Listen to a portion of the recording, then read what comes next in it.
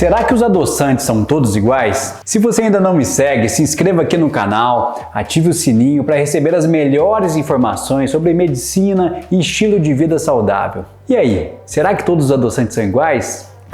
Te garanto que não. Eu vou fazer questão de explicar um por um aqui para você entender melhor um pouco esse universo do mundo dos adoçantes.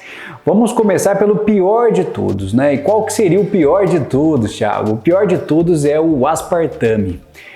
Por que o aspartame é o pior de todos? Existem diversos trabalhos publicados, como você pode observar aqui do lado, relacionando o consumo de aspartame com o aumento do risco de leucemia e de linfoma, tanto Hodgkin quanto não Hodgkin.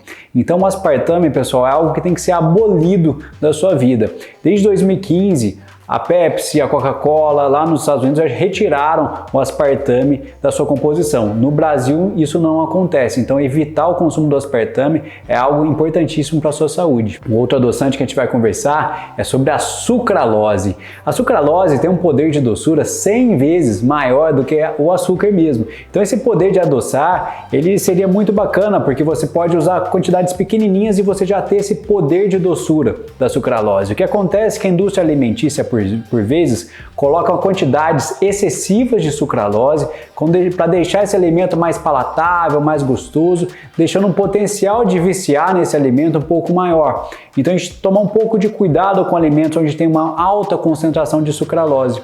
A sucralose também, a gente tem que evitar ela principalmente em pacientes que têm problemas de tireoide.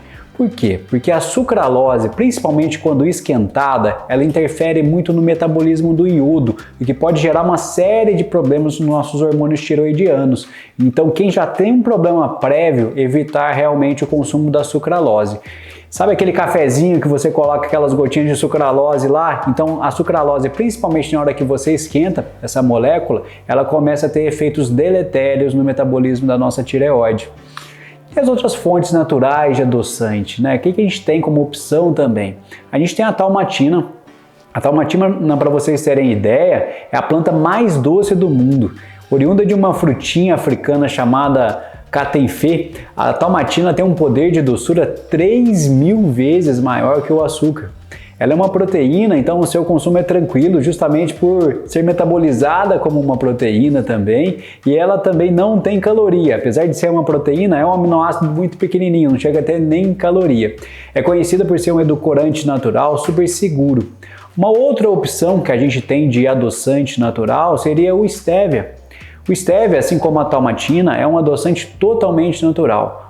Um alerta para vocês, quando forem comprar o stevia no mercado, a gente ficar um pouco atento que tem alguns produtos que tem escrito lá no rótulo que é com stevia. O com stevia ele tem outros edulcorantes, outros adoçantes juntos naquela composição. Então a gente tentar pegar um adoçante que tenha só o stevia, não que seja com stevia, já que esses outros podem ter adoçantes químicos que vão estragar aquele edulcorante, aquele adoçante. A quem não goste muito do stevia, porque ele pode amargar um pouquinho o sabor do alimento, do cafezinho.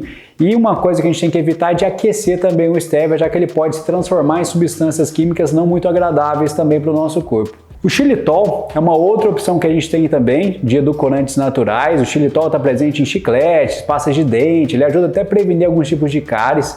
E ele é um poliol. A gente tem que tomar um pouco de cuidado, que o poliol ele vai agir como se fosse uma fibra no nosso intestino. E o consumo excessivo de xilitol pode causar muitos gases. Ele pode atrapalhar também a diversidade das nossas bactérias do intestino, deixando essa flora intestinal alterada. Então, o consumo excessivo, exagerado de xilitol pode causar desconforto gastrointestinal, aumentar a produção de gases, causar distensão abdominal. Então, o consumo moderado de xilitol pode ser uma boa escolha. Uma outra opção de um primo do xilitol ali, a gente tem o eritritol. O eritritol, assim como o xilitol, é um poliol e o consumo também tem que ser moderado. O eritritol, ele tende a causar menos desconforto gastrointestinal, então o eritritol tende a causar um pouquinho menos de gases que o xilitol.